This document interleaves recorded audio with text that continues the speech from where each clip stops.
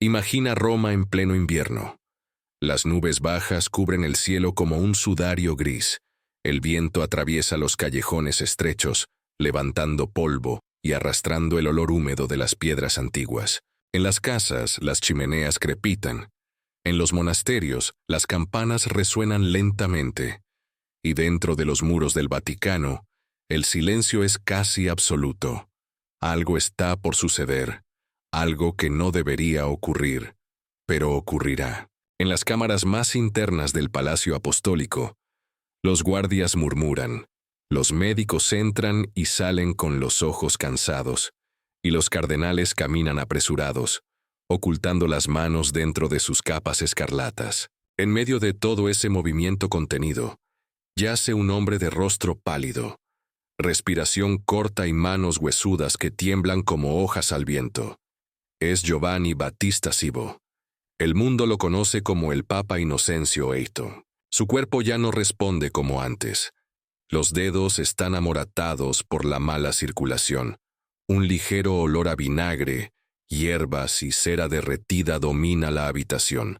Junto a la cama reposan cálices con vino, frascos de mirra y notas escritas con prisa. Con dificultad, el Papa entreabre los labios y susurra una oración casi imperceptible.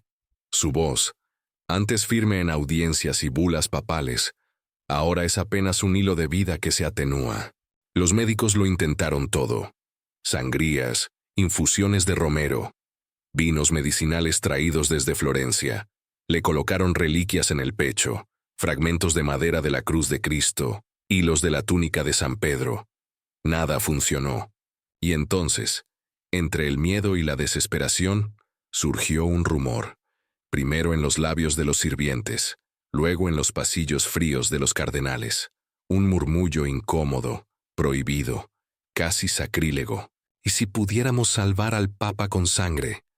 No la sangre simbólica del altar, no la de Cristo en el cáliz, sangre humana, real, viva. Dicen que 3 muchachos, de unos 10 años, fueron traídos en secreto, hijos de campesinos, pobres. Llegaron al Vaticano con promesas de monedas y salvación eterna. Lo que ocurrió allí dentro aún hoy divide a los historiadores, pero todos coinciden en algo. Nunca antes un papa se había acercado tanto a los límites entre la fe, la ciencia y la herejía. Antes de continuar, necesito pedirte algo. Si te interesan las historias reales, oscuras, escondidas en las sombras de la Iglesia y del tiempo, suscríbete al canal, activa las notificaciones y deja tu apoyo. Ahora respira hondo, porque lo que está por suceder en esta habitación oscura del Vaticano no trata solo de vida y muerte. Habla de hasta dónde puede llegar el poder para no desaparecer. Para entender por qué un papa aceptaría o permitiría que niños entregaran su sangre para prolongar su vida, debemos retroceder en el tiempo, mucho antes del lecho de muerte, mucho antes de que las velas se consumieran junto al cuerpo febril del pontífice. Existieron un hombre, una Europa rota y una iglesia que sangraba por dentro. Nada de lo que ocurrió en aquella habitación del Vaticano surgió por casualidad. Fue el resultado de una época en la que fe, poder y desesperación caminaban juntos como hermanos. Era el final del siglo XV. La Edad Media se desmoronaba lentamente, agotada por guerras, hambre y peste. Pero al mismo tiempo, algo nuevo estaba naciendo: el Renacimiento. En ciudades como Florencia, Venecia y Milán, artistas como Botticelli y Leonardo da Vinci comenzaban a representar el cuerpo humano con una precisión casi divina. Filósofos redescubrían textos griegos olvidados durante siglos. La ciencia intentaba levantar la cabeza, aunque la Iglesia seguía siendo la guardiana de lo que podía o no podía decirse. Roma, sin embargo, no era Florencia. La ciudad eterna vivía en ruinas. Acueductos rotos, calles llenas de barro, mendigos durmiendo en las escalinatas de las basílicas. Los nobles se enfrentaban entre sí como lobos hambrientos, y en medio de todo, el Vaticano se comportaba no como una casa de Dios, sino como una corte medieval, repleta de intrigas, oro y venenos. Fue en este escenario donde nació Giovanni Battista Cibo, alrededor de 1432, en Génova. Hijo de una familia noble, pero sin gloria. Su padre era diplomático al servicio de los reyes de Nápoles. Su madre, de linaje aristocrático, cargaba con deudas y disputas familiares. Desde joven, Giovanni aprendió dos cosas: que el poder es frágil y que quien desea sobrevivir debe aprender a servir antes de mandar. Estudió en Roma y luego en Padua. No era un genio, pero era hábil. Sabía escuchar, sonreír y guardar silencio cuando era necesario. Con el tiempo, se acercó a cardenales influyentes. Recibió cargos menores, luego diócesis.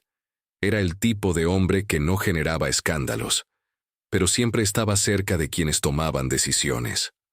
Fue nombrado cardenal en 1467, y su vida cambió para siempre. Empezó a frecuentar banquetes, salones de arte y reuniones secretas donde reyes, banqueros y príncipes de la Iglesia decidían el destino de Europa.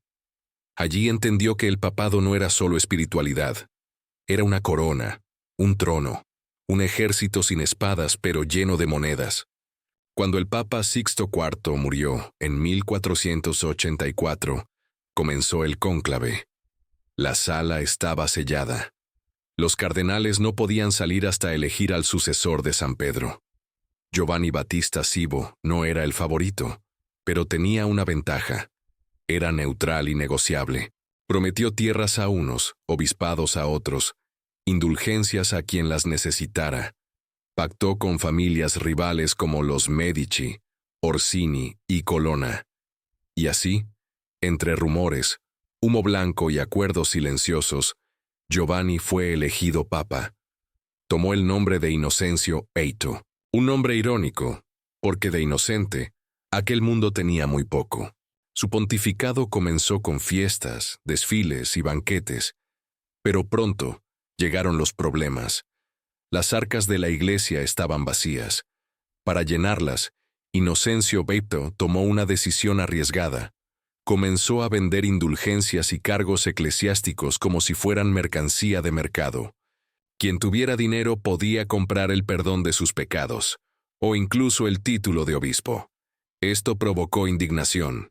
Monjes como Savonarola, en Florencia, denunciaban la corrupción desde los púlpitos. Los reyes exigían favores a cambio de protección. Los turcos avanzaban por el este. La peste, aún viva en la memoria de Europa, mantenía a todos con miedo a la muerte y al castigo eterno. En medio de esa mezcla de poder, miedo y decadencia, el Papa cayó enfermo. Algunos decían que era gota, otros, tuberculosis. Otros hablaban de veneno, pero todos coincidían. Tenía miedo de morir. Y el miedo a la muerte, especialmente cuando se es el hombre más poderoso del mundo cristiano, puede llevar a cualquiera a cruzar la frontera entre lo aceptable y lo prohibido.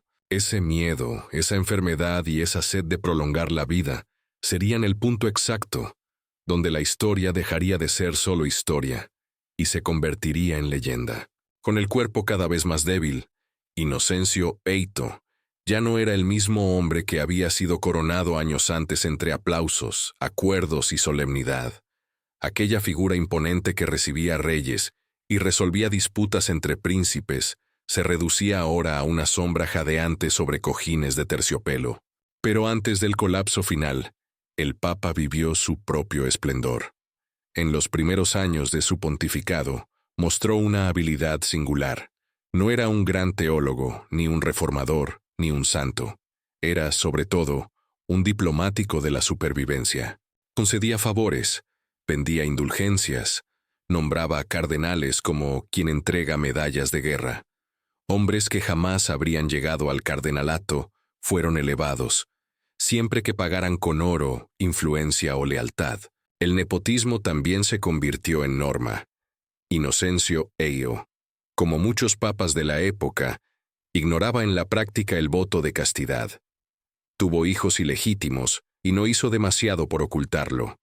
Uno de ellos, Franceschetto Cibo, recibió tierras, títulos y un matrimonio ventajoso. Era común verlo pasear por los salones del Vaticano como un príncipe, mientras algunos cardenales fruncían el ceño en silencio. El ambiente no era de santidad, sino de corte. Eran tiempos en que el papado no se distinguía del poder secular. El trono de Pedro era visto como una llave para el mundo, y quien la sostenía dominaba imperios, matrimonios reales, guerras y perdones. La santidad era una ceremonia, el poder, la verdadera moneda. Pero el cuerpo de quien sostenía esa llave comenzó a fallar. Primero vinieron las migrañas, luego los temblores en las manos. Su piel se volvió pálida. Adelgazó. Dormía poco. Sudaba incluso en las mañanas más frías de invierno. Y finalmente empezó a tener dificultad para respirar. El rumor de su fragilidad corrió pronto por Roma. Cada visitante salía más pálido que el anterior. Cada enviado regresaba con una carta sellada y mirada preocupada. Médicos llegaron desde toda Italia. Algunos traían fórmulas heredadas de alquimistas árabes. Otros, libros antiguos con remedios de vino, plata y mercurio. Pero ninguno pudo detener su decadencia. El Papa seguía debilitándose. Los salones del Vaticano, antes bulliciosos, se volvieron silenciosos, casi fúnebres. Cortinas pesadas bloqueaban la luz. Los susurros reemplazaron los cantos. El incienso fue sustituido por olor a vinagre, orina y cera consumida. Las monjas lloraban en silencio. Algunos cardenales ya pensaban en el próximo cónclave, pero Inocencio Eicto no quería morir. Reforzó oraciones. Ofreció oro por una cura. Envió cartas a reyes pidiendo reliquias. Una exigía un fragmento del manto de San José. Otra prometía absolución total a quien encontrara un remedio eficaz. El desespero se filtraba como sudor por su frente. Fue en ese momento cuando apareció un médico judío convertido al cristianismo, visto con recelo por la curia. Él propuso algo que ningún médico cristiano había osado sugerir: renovar la vida del Papa con sangre joven. No una transfusión como la entenderíamos hoy. Eso era imposible entonces, sino una transmisión de vitalidad, por ingestión, fricción o contacto directo. La idea no era nueva entre alquimistas.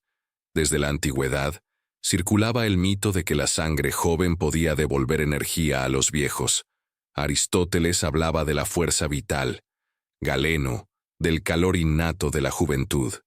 Y ahora, en el corazón de la cristiandad, esa idea volvía como una tabla de salvación. 3 jóvenes fueron escogidos, pobres, anónimos. Ninguno tenía apellido conocido ni vínculos con la nobleza. Fueron llevados al Vaticano con promesas de recompensas. Quizá sus padres recibieron algunas monedas. Quizá creyeron que servían a Dios. Quizá no entendieron nada. Los relatos no coinciden. Algunos cronistas hablan de una transfusión directa, algo prácticamente imposible para la medicina de la época. Otros mencionan que la sangre fue mezclada con vino y miel. Hay quienes aseguran que el Papa bebió pequeñas dosis. Otros escriben que la sangre fue aplicada como compresas tibias sobre el pecho y las sienes del pontífice. Un relato dice que los niños murieron. Otro asegura que solo desmayaron y fueron enviados lejos en silencio. Ninguna fuente oficial de la Iglesia menciona el episodio, pero el silencio, en este caso, dice mucho. La ausencia de registros puede ser tan reveladora como su presencia. Lo que se quiere borrar suele tener más fuerza que lo que se proclama. Lo único cierto es que Inocencio Eicto no mejoró. Pocos días después del procedimiento, fuera lo que fuera, el Papa cayó en delirio. Llamaba a su madre muerta, acusaba a los cardenales de traición, decía ver ángeles, fuego y ríos de sangre. Y entonces, el silencio. Su cuerpo se detuvo. Sus ojos se cerraron, pero la historia no terminó con su muerte. El escándalo, o el rumor, de la sangre se extendió por Roma como un relámpago silencioso. Algunos decían que el Papa había sido castigado por desafiar los límites de la naturaleza. Otros creían que fue víctima de charlatanes. Para el pueblo, la sangre de inocentes jamás debió tocar manos tan desesperadas. Lo que permanece hasta hoy es la incomodidad. La pregunta que no muere. ¿Pudo realmente la Iglesia, que condenaba la alquimia, la necromancia y la herejía, permitir el uso de sangre de niños para intentar salvar a un papa moribundo? Esa duda atraviesa los siglos como una herida abierta. El cuerpo de Inocencio Eito yacía en el centro de la Sala Clementina. Ya no había temblores ni súplicas, pero tampoco paz. El olor del cuarto donde pasó sus últimos días seguía impregnado en las paredes. Abrieron las cortinas, y por un instante la luz de la tarde romana tocó su rostro inmóvil. Pero hasta la luz parecía dudar ante lo que veía. No hubo coro celestial ni señales de santidad. No brotaron flores ni perfumes milagrosos. Al contrario, la muerte de Inocencio Oecho estuvo rodeada de vergüenza y silencio. No murió como mártir, sino como un hombre desesperado por vencer a la muerte. Quienes estaban presentes no sabían cómo actuar. Los médicos se retiraron cabizbajos. Los sirvientes limpiaron la ropa manchada de sangre y orina. Las monjas lavaron el cuerpo, sin rezos. El funeral, que solía ser solemne, fue rápido y frío. Prepararon el cadáver con bálsamos y vestiduras sagradas, pero el ambiente era de alivio incómodo, como si todo el Vaticano respirara diciendo, por fin ha terminado. Pero el final de Inocencio Oecho era apenas el inicio de otra lucha. La noticia de su muerte se esparció por Roma. Cardenales que habían desaparecido durante su agonía regresaron fingiendo devoción. Delegaciones extranjeras enviaron mensajeros. Banqueros, príncipes y espías se movían como piezas de un tablero recién volteado. Lo que estaba en juego no era solo el cuerpo del Papa, sino el futuro del poder en Europa. Y encima de todo, surgía una pregunta macabra. ¿Qué hacer con los muchachos? Los rumores ya circulaban. Había testigos, sirvientes que oyeron, criados que vieron recipientes dorados manchados de sangre. Un monje aseguraba haber espiado detrás de una cortina. Los nombres de los niños comenzaron a susurrarse en mercados y tabernas. Y aunque no existía confirmación oficial, el rumor crecía como hierba venenosa. Algunos decían que los niños habían muerto, otros que los habían enviado a conventos lejanos bajo voto de silencio. Una teoría más siniestra afirmaba que uno de ellos seguía con vida, oculto en un monasterio, y que su piel conservaba marcas como si hubiera absorbido parte del alma del pontífice agonizante. La curia debía reaccionar. No con la verdad, sino con eficiencia. Se dio una orden precisa: silenciar rumores, borrar rastros, controlar la historia. Los sirvientes fueron reemplazados, algunos enviados lejos. Los médicos desaparecieron discretamente. Y cualquier clérigo que mencionara el asunto era llamado a reflexión espiritual, un eufemismo para interrogatorios y encierros. El Vaticano movilizó escribas para redactar una biografía póstuma favorable. En ella, Inocencio Oeito aparecía como padre firme, pastor prudente y defensor de la fe. Ni una palabra sobre sangre, niños o desesperación. Los errores se reescribieron como sufrimientos, las deudas como inversiones, los escándalos como malentendidos. La historia oficial se talló con frases cuidadosas y silencios calculados. Afuera, sin embargo, la leyenda crecía. Poetas comenzaron a escribir versos oscuros sobre un papa que bebió sangre de inocentes. Pintores crearon imágenes simbólicas, serpientes bebiendo de cálices, ancianos de ojos rojos rodeados de niños dormidos. En Nápoles surgieron oraciones contra la sangre corrompida de Roma. En Florencia, el fraile Savonarola denunció desde el púlpito el trono envenenado del Vaticano. La Iglesia dudaba entre negar o callar, pero cuanto más negaba, más fuerza adquirían las historias. En Alemania, algunos reformadores empezaron a usar el episodio como prueba de la decadencia papal. Decían que Roma ya no era la sede de Pedro, sino un refugio de brujería.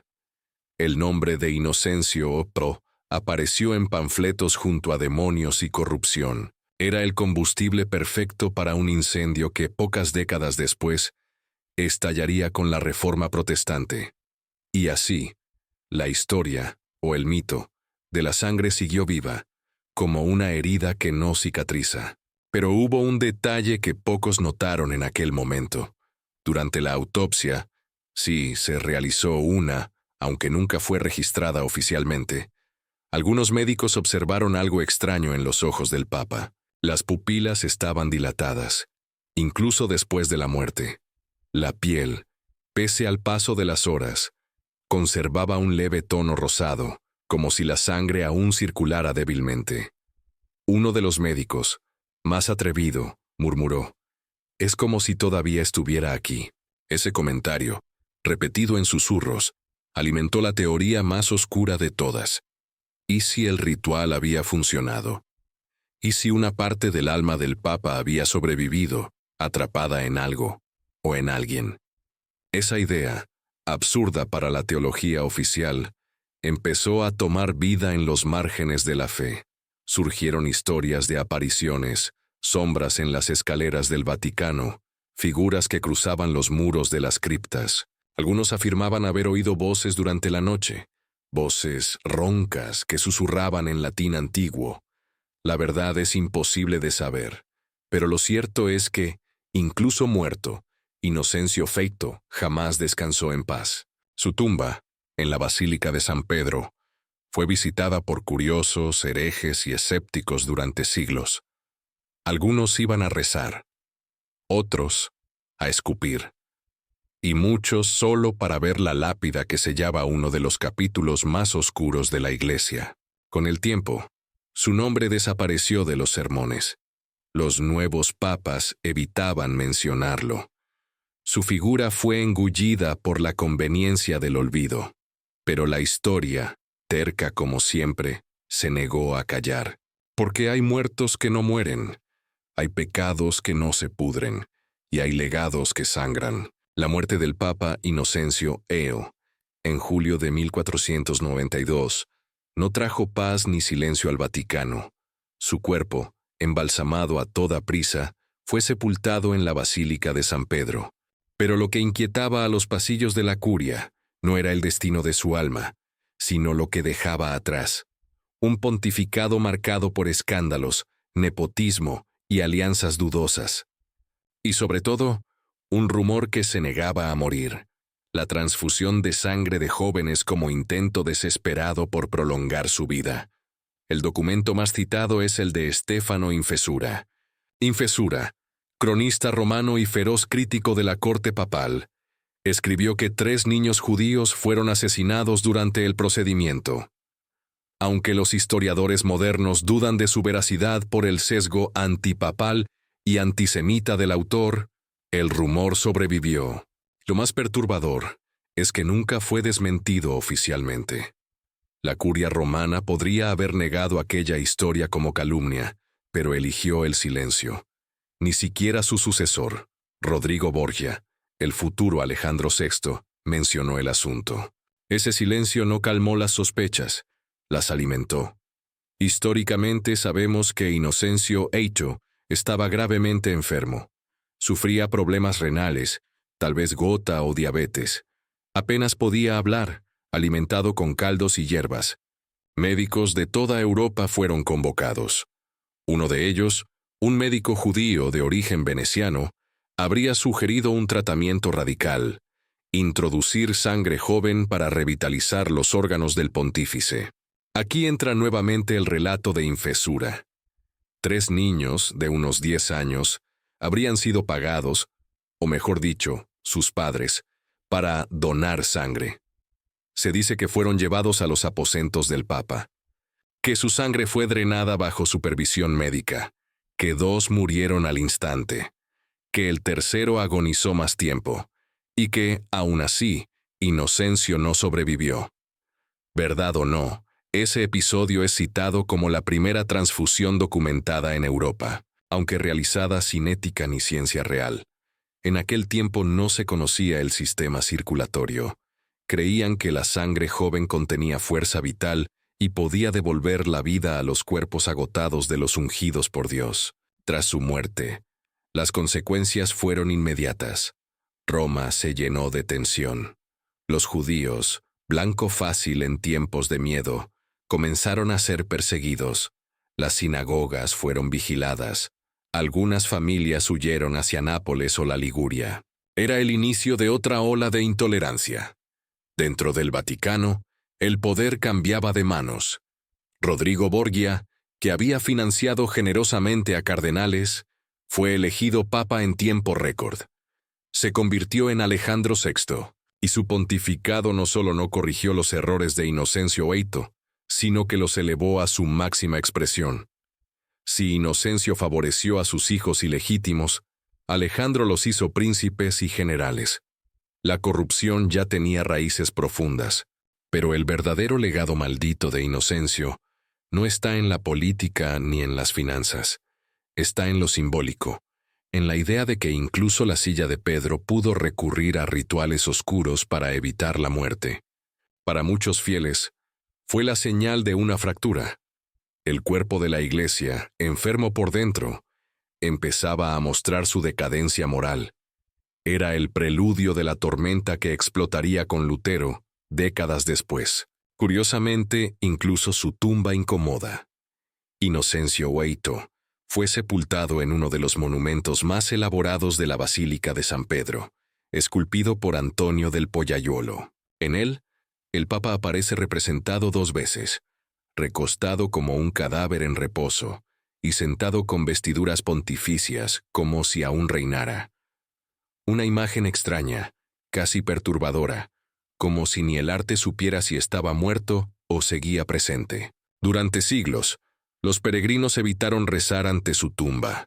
A diferencia de otros papas que recibían flores y velas, Inocencio, descansaba bajo el frío del mármol y el silencio de los fieles. El pueblo no lo olvidaba, o quizá no lo perdonaba. Hoy los historiadores intentan mirarlo con neutralidad.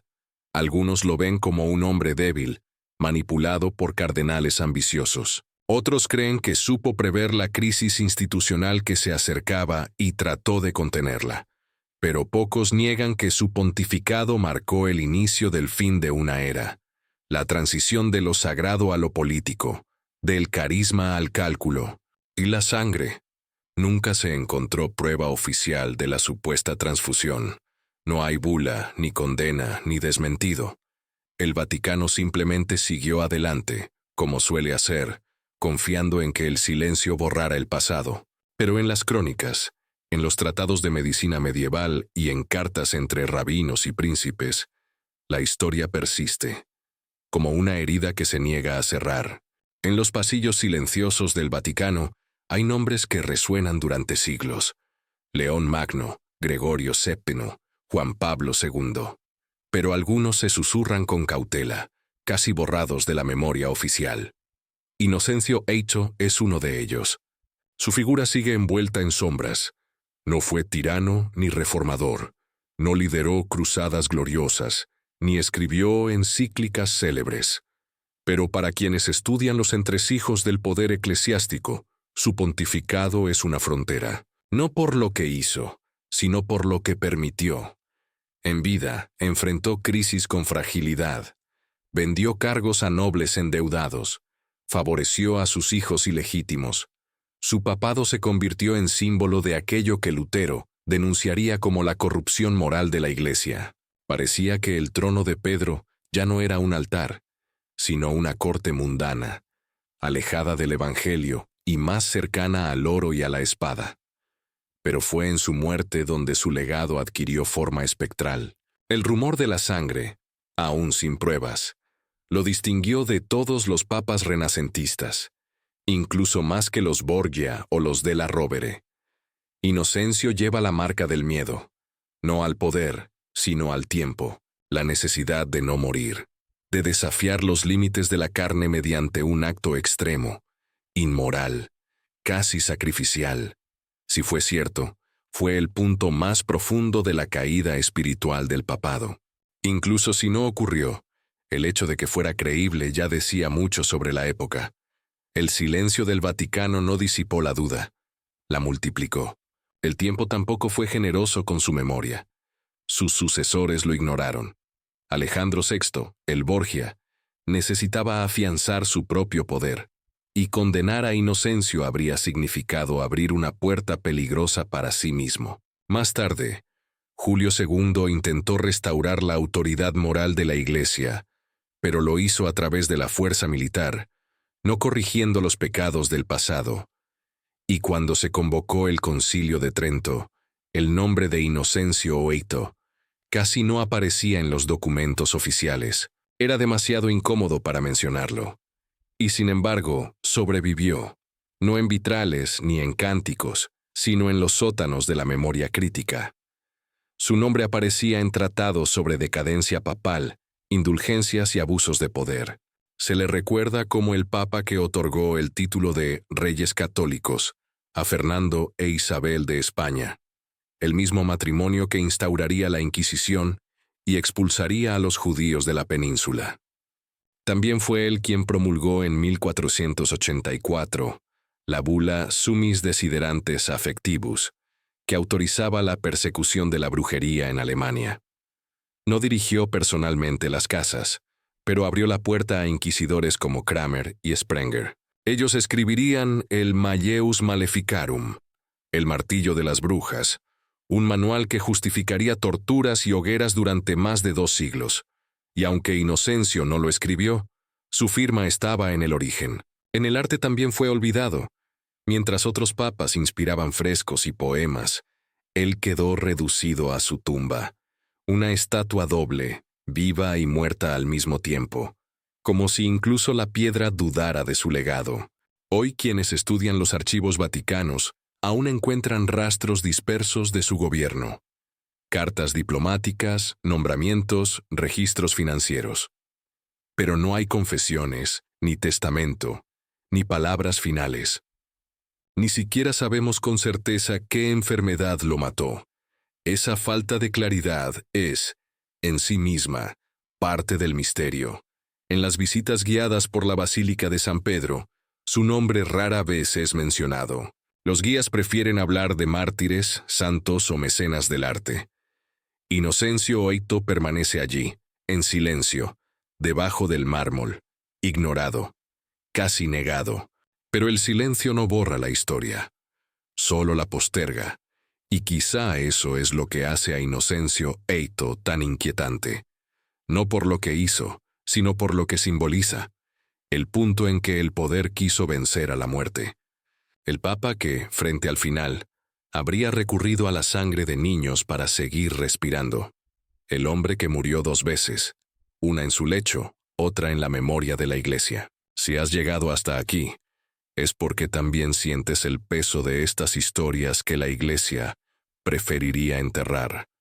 No te vayas en silencio.